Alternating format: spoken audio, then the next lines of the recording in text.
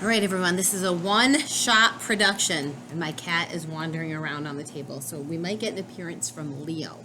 So this is going to be a little shorter than what we actually do in class, because in class, there was a lot of downtime where people worked in partners and they did some self-exploring. So I'm basically just going to fill in the notes for everyone, so you have the same notes that everybody else has.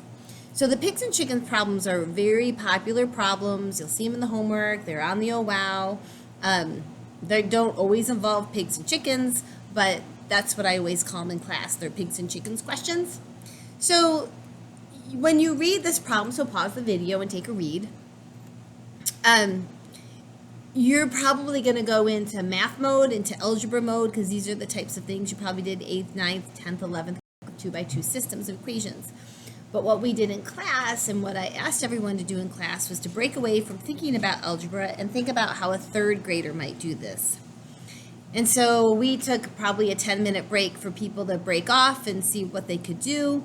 And when we came back, I showed them what a third grader would do. And so if we have 24 heads, the only thing a third grader can do with this is draw pictures. And so their pictures would be much more detailed than mine, but here we have 24 heads in a barnyard. And I typically make them the animal or the object with the smallest number of, in this case, feet or tires or whatever the problem pertains to. So I'm going to make these all into chickens. So if we make all of these animals into chickens, we're going to have 48 feet. But we need 80 feet. So I'm hoping that you're telling yourself then we're going to have to change some of these chickens to pigs. So I'm going to start adding legs. So I'm at 48, 50, 52, 54, 56, 58, 60, 62, 64, 66, 68, 70, 72, 74, 76, 78, 80. So third grade method, or second grade, all you need to do is be able to count up by twos. Looks like we're going to have 16 pigs and 8 chickens. Another way I showed everyone in class is if you were like a 4th or a 5th grader, you just need to be able to multiply in order to solve this like a 4th or 5th grade kind of way. So I talk about charts and guess checking and revising. So I'm going to do number of pigs, number of chickens, and number of feet. So generally, people would just take a stab at it. Let's say we said 10 pigs. That would give us 14 chickens. And then I would have 4 times 10 plus 2 times 14. So that would give us 40 plus 28, or let's see, that would give us, doesn't sound like enough, 14 times 2, that's 28. So that's going to give us 68 feet. Definitely not enough, right? Definitely not enough. So I would know I'd have to up the pig factor. So maybe you would go up by 2s, maybe you would go up by 3s. So in any case, you got to guess, check, and revise. So when you revise, if we know we need more feet, that means we know we need more pigs, right? So 48 plus 24. So it looks like now we're at 72. And then you say, okay, that's not enough. And then if you keep upping it, you'll eventually get to the answer. You'd get to your 16 pigs and 8 chickens. The third way we talked about it was the very mathy way, and that's kind of the way we looked at it a little bit today with with elimination and substitution. So when you're going to do this the mathy way, you need to be able to set up an equation with two equations, or system, two equations with two unknowns. Trying to find some scrap paper. I guess I'll set up my system here, and then I'll find a piece of scrap paper and we'll solve it. So in order to solve this with elimination or substitution, you're going to set something equal to the two numerical values we've been given. So we've been given 24 heads and we've been given 80 feet. So I'm going to let P equal number of pigs. And I'm going to let C equal number of chickens. So one of my first equations would be the total number of heads. That's the total number of pigs plus chickens. The number of feet, well, I have 4 feet for every pig and 2 feet for every chicken. So there's my system of equations, and you probably have done those in a previous class for sure. All right, so I'm going to pull out a piece of scrap off the back of this. All right, so let's solve it. Let's solve it with substitution first. So to do substitution, you take one of your equations. Doesn't matter which one. Well, it does matter. I'm going to take this equation because it's going to be the easiest, and I'm going to pick a variable and I'm going to solve for it. So I'm going to solve for, I'll solve for P. So for substitution, you want to get one variable all by itself in terms of the other. So you could either solve for P or C, it doesn't matter.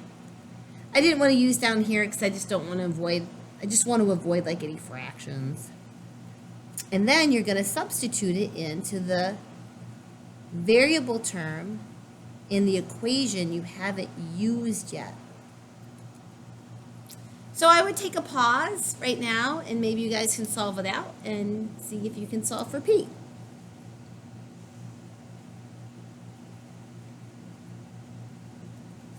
Okay, hopefully you did it and you're back on just checking your work. I'm going to get rid of my parentheses and combine like terms.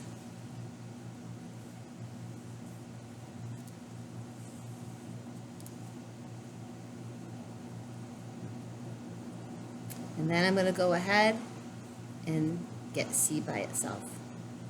So it looks like we have 8 chickens, and then you can go back upstairs knowing there's 24 animals. If you did 24 minus 8, that's going to give you the 16 pigs. So that's what's called substitution. The other method you might remember is called elimination. And I'll go ahead and do elimination as well. So to eliminate, you pick one variable. Doesn't matter whether it's P or C, and try to get the same coefficient but of opposite sign. So I'm going to eliminate the C. So since I have a 2 in front of this C, I need a -2 in front of that C. So I'm going to multiply both sides of this equation by -2. I'm going to distribute that -2.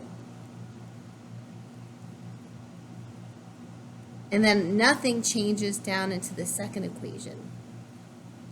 This is called elimination because if we add these variables, do you see the C's eliminate?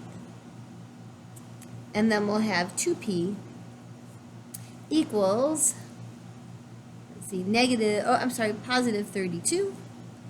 And when we divide both sides by 2, we're going to get P is 16. And then you can just subtract to get the C is 24. So elimination, substitution. Pick on a method. Either you like to eliminate, you like to substitute, you'll have one of those. And also you'll have to know how to do a problem like with drawing or with charts. You definitely have one. It's the first one in your OWOW. So let's mess with this one. It says a bicycle store. There are a bunch of bicycles and tricycles. There's 32 seats and 72 wheels. This is a pigs and chickens question. How many bicycles and how many tricycles were there? So why don't you pause the video and try drawing a picture. Try setting up the 2x2 system and either doing elimination or substitution with it, and then come back on. All right, so when you drew the picture,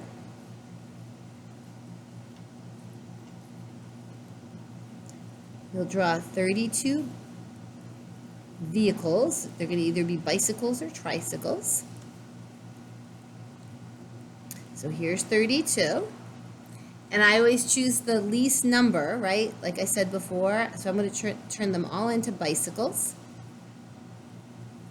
So they're all going to have 2 wheels.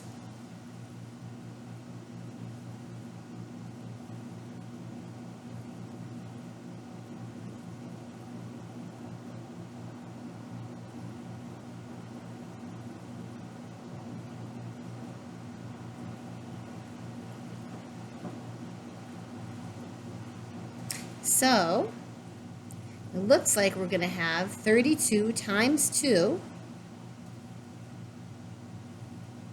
That'll give us 64. 64 wheels.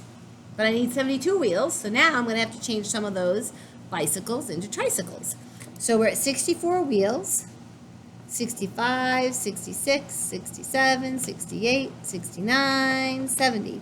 71, 72. So I'm going to have 8 tricycles.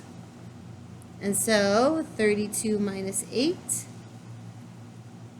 looks like I'm going to have 24 bicycles. So to set up the 2x2 system, remember you're going to have 2 equations, 2 unknowns, and you're going to set up your equations to equal the constants that were given. So I'm going to let B equal the bikes and T equal the tricycles. So since we have 32 altogether, it's going to be B plus T. And then this is wheels, so for every bike I have 2 wheels, and for every tricycle I have 3 wheels. And that's the system you're going to solve for. So now you can either go through that and solve this with elimination or substitution. It's up to you. You know the answers. If you're having trouble with that, if you try it with elimination and substitution and you're not getting 8 and 24, then give me a shout, okay? But the way you do it is exactly the way we just did. All right? Then the other thing we did in class, I think we did these coin problems, but I can't remember if we did them. Well, here, we'll just do them again. Even if you've done them, we'll do them again. So I showed in class a whole bunch of papers that some parents have shared with me. These are very popular problems in elementary school. And the reason why they're popular, it's a beautiful way for modeling mathematics. It's a really nice way to model. So you can pause it and try it. We did it in partners that day, and the partners worked together and tried to figure out how many ways that you could make 25 cents using dimes, nickels, and pennies. I'm not sure any group got all of them, and so then I showed them the way that they're doing it in like 2nd and 3rd grade. And it's with a model. It's not like they're just trying to guess and figure them out in their head. It's a very systematic way to solve them. So if we were making 25 cents, the most number of dimes you could have is 2. If you have 2 dimes, the most number of nickels you could have is 1. And then no pennies. So you want to do all the combinations of 2 dimes that you can. So I could have 2 dimes, no nickels, and 5 pennies. And that's the greatest combination you can have with 2 dimes. So then you're going to knock it down 1 and say, how many nickels could you have? I'm sorry, 15 cents. So that would be 3 nickels. And then you want to continually knock it down the number of dimes, or keep the dimes, knock down the number of nickels, until you've exhausted all of the possibilities for nickels. So this is all the possible ways I could have 1 dime, and now we're going to go do 0 dimes. And then we'll have 5 nickels, no pennies, And then we're going to keep decreasing the nickels.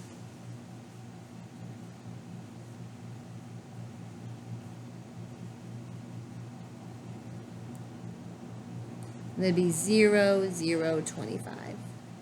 So do you see how very systematic it is? The most number of dimes, the most number of nickels, and then you start decreasing the nickels.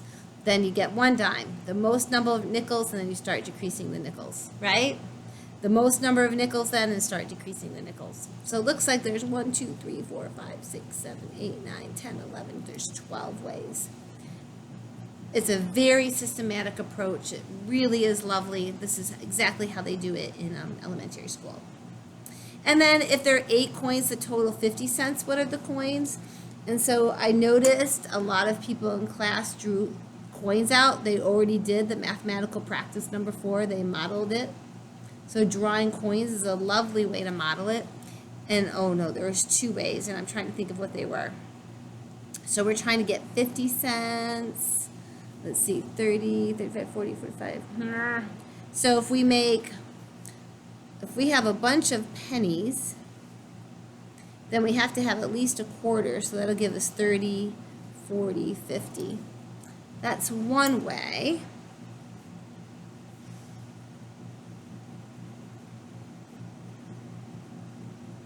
And I think the other way is if you have a whole bunch of nickels. There's 10, 20, 30, 40, and 50. Okay, so you have a coin problem, so now you kind of, on the oval, you kind of know how to organize that a little bit. All right, and then the last little bit, and it took us quite a while to do the handshake problem.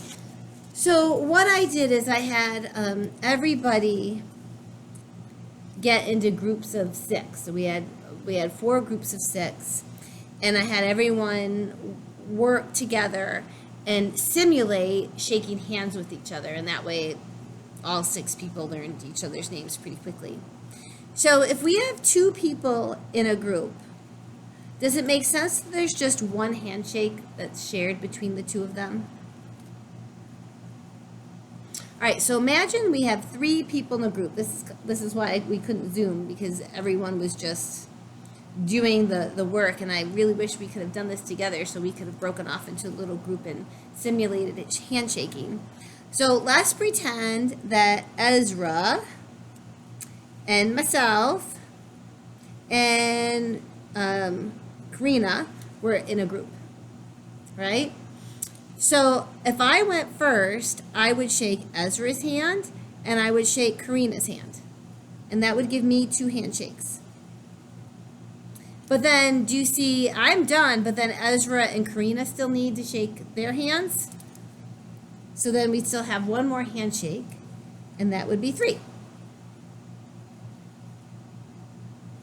Okay, so now we have Ezra, Kathleen, Karina, and Michaela. So if I go first, I'm going to go first. Does it make sense that I'm going to shake Ezra's hand, Karina's hand, and Michaela's hands? So if I go first, I get 3 handshakes, right? And now I'm done. Now Ezra gets to go. He's already shaken my hand, but now he gets to shake Karina and Michaela's hands. So Ezra gets 2 handshakes. So Ezra's done. Now if Karina goes, she's already shaken Ezra's hand, and she's already shaken my hand. So the only person that she still has to shake hands with is Michaela. And then do you guys see that Michaela and then Karina are done? Right? So there's 1 more handshake that had to exist between the 2 of them. So that gives us 6 handshakes. And then we had 5 people in the group. All right. So I'm hoping that you kind of see the pattern. So there's 2. There's 3 for 3 people. 4 people, it goes 3, 2, 1. And then 5 people. All right, let's try it. So say there's Ezra, Kathleen, Karina, Michaela, and Sarah. If I go first, I get to shake Ezra's hand, Karina's hand, Michaela's hand, and Sarah's hand. Does it make sense? The first person gets 4 handshakes if there's 5 people. So I'm done.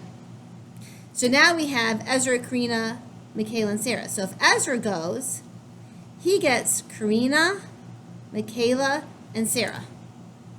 So he gets 3 more handshakes. You see Ezra shaking everyone's hand now? So now if Karina goes, she still gets to shake Michaela and Sarah's hand. So she gets 2. And then if Michaela goes, the only person she gets to shake hands with is Sarah now. So do you see this pattern that forms?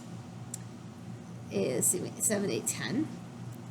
It's always the number of people that are in your group. To figure out the number of handshakes, it's always 1 less than. You start, whatever the number is, you start off with 1 less than, and then you add down until you get to 1. So let's write this a little neater.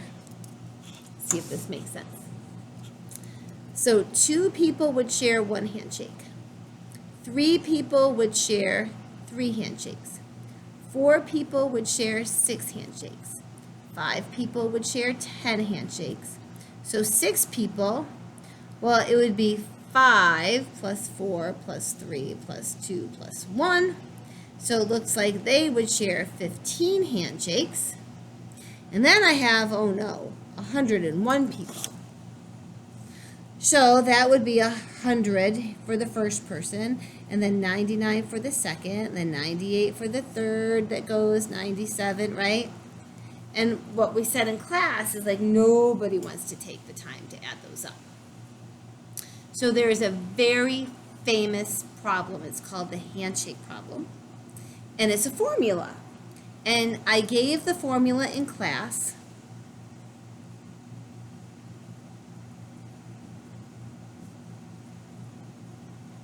We'll check it, and then you've got to memorize it.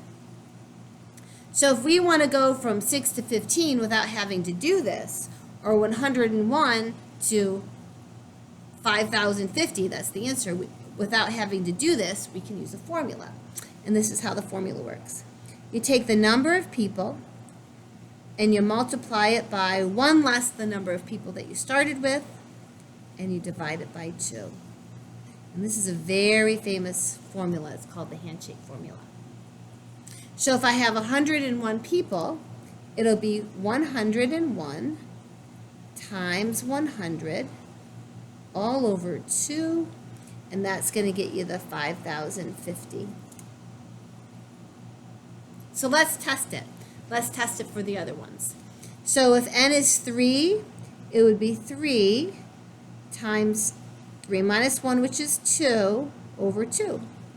So that'll be 6 over 2. Oh, okay, that checks. I got 3. Let's try 4.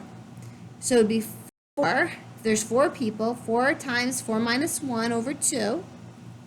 So 4 times 3 is 12 over 2. Oh, okay, that gives me 6. That works. All right, this will be 5 times 5 minus 1 all over 2. So it'll be 5 times 4 is 20 over 2. Okay, that gives me 10. Are you seeing it? So then it really doesn't matter how many people I give you. You just push it through that formula. And on the final last semester, we had 10,000 students in a stadium. If everyone gets to shake hands with all the other students in the stadium, how many handshakes were there? And so all everyone had to do was this, and put it into their calculator. It was a big number, but that's a lot of handshakes. But it's a way to do this problem without having to do this. Like if it was 10,000, you start with 9,999 times 9,998, right? It saves you the grief of having to work through this every single time. All right, and then the last thing that we did in class, and again, I had everyone work in partners. So I really recommend that you pause the video and try these on your own. They will get easy, but you have to try them on your own instead of just watch me do them. So I would pause the video and then try these 2 questions. These were questions that I cut and pasted off the final last semester, and the students had to do one of the two. So really, I mean, like pause it, fill in this chart, and then see if you can see the pattern. All right, hopefully you're just unpausing me now. All right, so this is adding the sum, I'm going to tear this off, of consecutive odd numbers. So the first two odd numbers are going to add up to 4. The next, if I have 3, the first 3 odd numbers, that adds up to 9. The first 4 odd numbers, that adds up to 16. The first 5 odd numbers adds up to 25. And eventually, I'm going to want the first 50 odd numbers. So your goal is to try to do this without that middle column. So I'm folding my paper so that I don't need that middle stuff anymore. I can just go from the number of odd numbers to the sum without having to do all the middle work.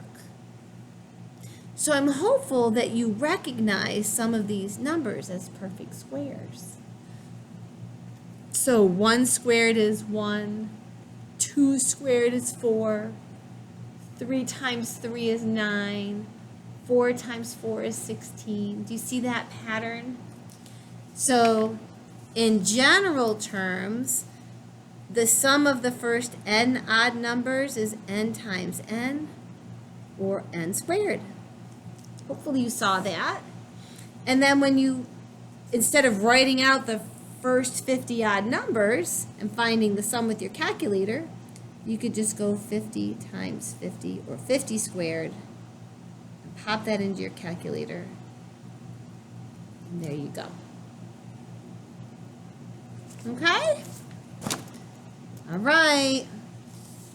Let's try the one on the back. So pause the video, do the sums, maybe fold your paper so you can ignore the middle guy, and then see if you can figure out the sum without having to do the middle part.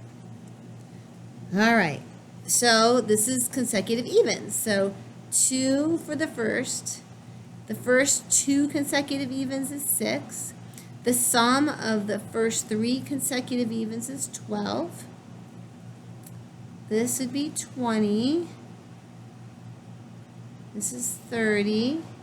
And now I'm trying to figure it out in general because I want to know the sum of the first 99 even numbers.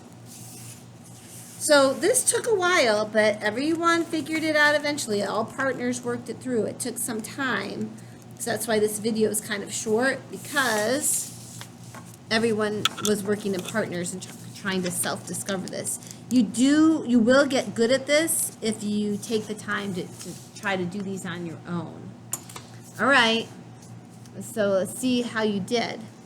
So I want to go from 1 to 2, the same process that will take me to 2 to 6, the same process that will take me from 3 to 12, the same process is going to take me to 4 to 20. So what I'm hoping you did is you notice that if you take this number by the next number up, so 1 times 2, it'll give you that sum. So 2 times the next number up is 3, that gives you 6. 3 times the next number up, 3 times 4 gives you 12. 4 times the next number up is 4 times 5, there's your 20. 5 times the next number up is 6. 5 times 6 is 30. So in general, you take the number of even numbers you have and multiply it by the next number up from n. So if I asked you to do 99 even numbers, you don't have to go 2, 4, 6, 8, 10, 12, 14, 16, 18, 99 times. That will take you forever to write down and add. So instead, if n is 99 even numbers, you pop 99 into your calculator, and this will give you 9,999. Oh, I'm sorry, 9,900. Okay, that's it. So when you're looking at your oh wow, remember to look at the very last page. That's where I photocopied the bond, the number bonds with 100. We did those in class on the first day of class, so make sure you look in your notes. And I think that's all the notes that you missed. So let me know if you have any questions. Bring your oh wow to the beginning of class, because the key will post at the beginning of class on Thursday. Okay, so as soon as you hand that in, that key's going to post a few minutes later. So make sure you bring that oh wow to class. All right, have a good one, guys, and we'll see you Thursday.